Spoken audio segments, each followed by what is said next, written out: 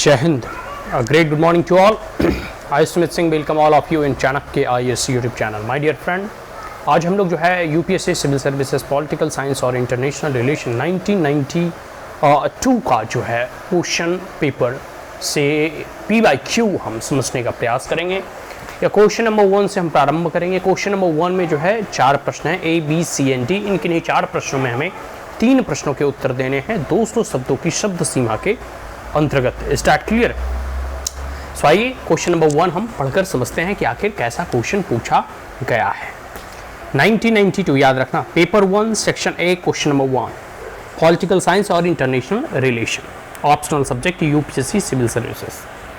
Question number 1, comment on any 3 of the following in about 200 words each. ठीक है।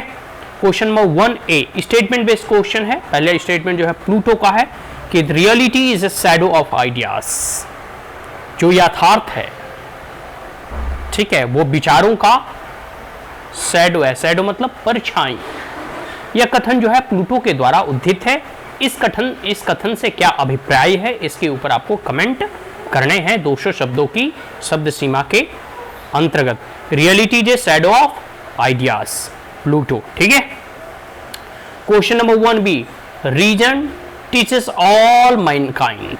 Question number 1B मतलब दूसरा question है कि reason teaches all mankind who will but consult it that being all equal and independent, no one ought to harm another in his life, health, liberty and possession. यह कथन है John Locke का। कहने का मतलब है यह जो स्टेटमेंट है यह जॉन लॉक से के द्वारा उद्धृत है, या जॉन लॉक के द्वारा यह स्टेटमेंट और कथन कहा गया है। इसके ऊपर आपको कमेंट करनी है 200 शब्दों की शब्द सीमा के अंतर्गत। रीजन जो है, तर्क जो है, वो टीच करता है मतलब सिखलाता है सभी मनुष्य जाति को और ऑल मैनकाइंड को। ठीक है। और इसके साथ साथ जो है जो सभी लोग हैं वो समान हैं, इक्वल हैं और इंडिपेंडेंट, स्वतंत्र हैं। सभी लोग क्या हैं? समान हैं, मतलब एक समान है, एक जैसे हैं, और सभी लोग स्वतंत्र हैं। ठीक है। सभी लोग इंडिपेंडेंट हैं। और इसके अंतर्गत लॉक यह कहना चाहते हैं कि किसी को भी किसी के जीवन को हार्म नहीं करना चाहिए, उसे नुकसान नहीं पहुंचाना चाहिए, उसे क्षतिग्रस्त नहीं करना चाहिए किसी के भी व्यक्ति के जीवन को। ठीक है। उसके स्वास्थ्य को, हेल्थ को, उसकी लिबर्टी को, उसकी स्वतंत्रता को, और साथ साथ उसके पोजीशन मतलब उसके पास धन संपत्ति वैभव जो भी उसके पास है। मुख्यतः यह जॉन लॉक का स्टेटमेंट है। इस कथन से आप क्या समझते हैं या इस कथन से क्या अभिप्राय है, आपको 200 शब्दों की शब्द सीमा के अंतर्गत इसके ऊपर जो है आपको कमेंट करना है।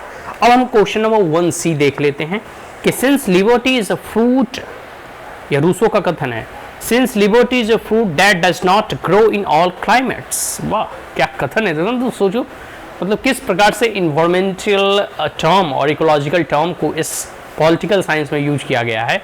इसीलिए कहा जाता है ना कि पॉलिटिकल साइंस को इंटर डिसिप्लिनरी सब्जेक्ट के साथ भी से पढ़ना चाहिए। तो बड़ा इंटरेस्टिंग है ये कि सिंस, रूसो का कथन है, since liberty is the fruit, मतलब लिबर्टी मतलब स्वतंत्रता फल है। किसका फल है भाई? Since liberty is a fruit that does not grow in all climate, और यह एक ऐसा फल है जो कि सभी मौसम और वातावरण में नहीं खिलता है।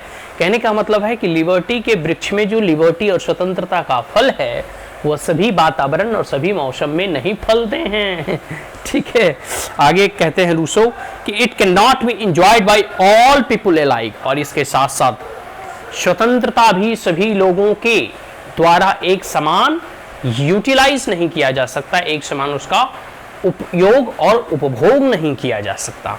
तो जो है यहाँ रूसो यह कहना चाहते हैं कि देखो, पहली तो स्वतंत्रता वह फल है जो सभी वातावरण में नहीं खिलता। कहने का मतलब है स्वतंत्रता के लिए पर्याप्त नियम कानून होना आवश्यक है। उस देश में जो है लोकतंत्र और लिबर्टी के महत्व को योगदान दिया जाता हो, या उस देश के राजा और शासक जो है उस लिबर्टी के सिद्धांतों पर बल देता हो। ठीक है। बहुत जगह जाए जैसे डिक्टेटरशिप है तो वहाँ लिबर्टी नहीं हो सकती। तो इसके लिए पर्याप्त क्लाइमेट होना चाहिए, वातावरण होना चाहिए। इसके साथ साथ आगे यह भी कहा जा रहा है कि जो लिबर्टी है ना, ठीक है, वह जो है सभी के द्वारा एंजॉय नहीं किया जाता है एक समान, एक रूप में। ठीक है। यह रूसो का कथन है। इस कथन से क्या अभिप्राय है, आप इस कथन से क्या समझते हैं, इसका जो है कमेंट बॉक्स में जरूर आप जो है कमेंट करें, ठीक है, और 200 शब्दों की शब्द सीमा के अंतर्गत इस प्रश्नों का उत्तर लिखें। अब है 1D है कि the autonomy of civil society is to be sought in its potential economy. अब आगे है मार्क्स का कथन है कि जो एंटोनॉमी ऑफ सिविल सोसाइटी है, ठीक है, ये सिविल सोसाइटी के ऊपर जो मार्क्स का विचार है, ठीक है, उसे जो है पॉलिटिकल इकोनॉमी के परिप्रेक्ष्य में ये जो है मार्क्स जो है कहना चाह रहे हैं कि the autonomy of civil society is to be sought in its political economy. जो भी सिविल सोसाइटी की एंटोनॉमी है वो जो है उसके पॉलिटिकल इकोनॉमी के परिप्रेक्ष्य में जो है राजनीतिक आर्थिक दृष्टिकोण के परिप्रेक्ष्य में उसे देखा और समझा जा सकता है। ये मार्क्स का कथन है, ठीक है। तो ये क्वेश्चन नंबर 1 का A, B, C and D चारों समाप्त हो गए। अब हम जो है क्वेश्चन नंबर 2 जो है जानने का प्रयास करें। ये हम क्वेश्चन नंबर 1 ही देख रहे थे। फर्स्ट के अंतर्गत मैंने पहले ही बता दिया था कि 4 प्रश्न है, ठीक है। देखो क्वेश्चन नंबर 2 है कि examine the limitation of behaviouralism as an approach to the study of politics. देखो बिहेवियरलिज्म और पोस्ट बिहेवियरलिज्म के बारे में जो भी राजनीति शास्त्र को पढ़ते हैं उनको मालूम ही होगा। इसमें कहा जा रहा है कि राजनीति शास्त्र को अध्ययन करने का जो बिहेवियरलिज्म बिहेवियरलिज्म का जो कॉन्सेप्ट है व्यवहारवाद, इससे क्या अभिप्राय है। और जब भी हम राजनीति को पढ़ते हैं तो ये दो कॉन्सेप्ट आपस में कई बार इससे प्रश्न पूछे जा चुके हैं, दोनों में डिस्टिंग्विश करने के लिए भी कहा गया है। तो जब भी आप बिहेवियरलिज्म को पढ़ोगे और पोस्ट बिहेवियरलिज्म को पढ़ोगे तो दोनों को एक दूसरे के कंटेक्स्ट में ही पढ़ें, दोनों को डिस्टिंग्विश करके पढ़े तो आसानी से समझ में आएगा। तो इसमें सिर्फ एग्जामिन करना है, वैसा कुछ इसमें मतलब ज़्यादा हाई तौबा मचाने की चीज़ नहीं है। एग्जामिन करना है इसकी लिमिटेशन को। देखो हर चीज़ के कुछ ना कुछ प्रोज एंड कॉन्स होते हैं, ठीक है, ठीक है, बात समझ में आया। कोई भी एक सिक्के होते हैं उसके 2 पहलू होते हैं, ठीक है। तो अगर बिहेवियरलिज्म के कुछ खूबियाँ हैं तो इसकी कुछ खामियाँ भी हैं, और इसी खामियाँ को देखते हुए उसे पोस्ट बिहेवियरलिज्म में उन लिमिटेशंस और डिफेक्ट्स को ख़त्म करने का प्रयास किया गया।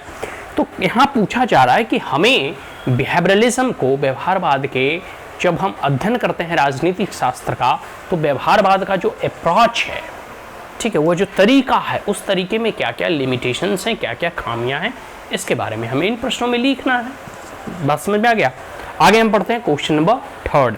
Marks treat individual primarily as a member of a class, critically examine his views on economic man. देखो मार्क्स के बारे में यहाँ कहा जाता है, कार्ल मार्क्स के बारे में, कि कार्ल मार्क्स जो है हर एक व्यक्ति को, मतलब प्रत्येक इंडिविजुअल को, एक पार्टिकुलर व्यक्ति को, पार्टिकुलर इंडिविजुअल को जो है वो as a member of class के तौर पर ट्रीट करते हैं कि वो एक क्लास का एक मेंबर है, ठीक है। अब इनके इस कथन को आपको क्रिटिकली एग्जामिन करना है एक इकोनॉमिक मैन के दृष्टिकोण से, आर्थिक व्यक्ति के दृष्टिकोण से आपको कार्ल मार्क्स के विचारों से जो है आपको इस प्रश्नों में उत्तर लिखने हैं, ठीक है। अब हम क्वेश्चन नंबर 4 देखते हैं कि do you agree with the view liberal democracy has on the historic battle, मतलब on the historic battle of ideologies. क्या आप इस विचार से सहमत हैं कि जो लिबरल डेमोक्रेसी है वो जो है एक हिस्टोरिक बैटल मतलब ऐतिहासिक युद्ध को जीत लिया है। किस चीज की ऐतिहासिक युद्ध को? तो वह है विचारों के युद्ध को, वो है आइडियोलॉजिकल वॉर, ठीक है, वॉन बाई लिबरल, ठीक है, डेमोक्रेसी। देखो जब आप द्वितीय विश्व युद्ध के समाप्ति के बाद, सभी को मालूम है कोल्ड वार और शीत युद्ध के बारे में आप लोगों ने पढ़ा होगा, ठीक है। तो इसमें मुख्यतः कोई मेजर कॉन्फ्लिक्ट तो ऐसा नहीं हुआ, थोड़ा बहुत क्यूबन क्राइसिस वगैरह हुए, लेकिन आइडियोलॉजिकली पूरी दुनिया 2 भागों में बट गई, कम्युनिस्ट और liberal form of government, democratic form of government. तो जैसे जैसे बर्लिन वॉल फॉल होते हैं और पूरा का पूरा रशिया का डिसइंटीग्रेशन होता है, तो पूरी दुनिया ने यह मान लिया कि जो liberal democratic form of government है या जो लिबरल की आइडियोलॉजी है वो जीत गई, वो विजयी हो गई। बात समझ में आया? तो इस कथन से क्या अभिप्राय है और क्या आप इस कथन से सहमत हैं? अगर सहमत हैं तो इसके पक्ष में तर्क दें, और अगर असहमत हैं तो इसके विपक्ष में तर्क दें। बात समझ में आ गया कि do you agree with the view, क्या आप इस व्यू से, इस विचार से सहमत हैं कि liberal democracy has won the historic battle of ideologies. जो विचारधाराओं का ऐतिहासिक युद्ध था उसमें लिबरल उदारवाद की जो लोकतांत्रिक मूल्य हैं वो विजय हासिल की और जीत गई। ठीक है, सहमत हैं तो अपनी जो है तर्क जो है अपने पक्ष में दें, और अगर विपक्ष में है तो विपक्ष में तर्क दें। क्लियर हो गया सारी चीज़ें। अब हम जो है नेक्स्ट वीडियो में वही 1992 UPSC civil services political science और इंटरनेशनल रिलेशन का सेक्शन 2 का क्वेश्चन नंबर 1, 2, 3 एंड 4 समझने का प्रयास करेंगे। So that's all, thank you, have a great day, जय हिंद।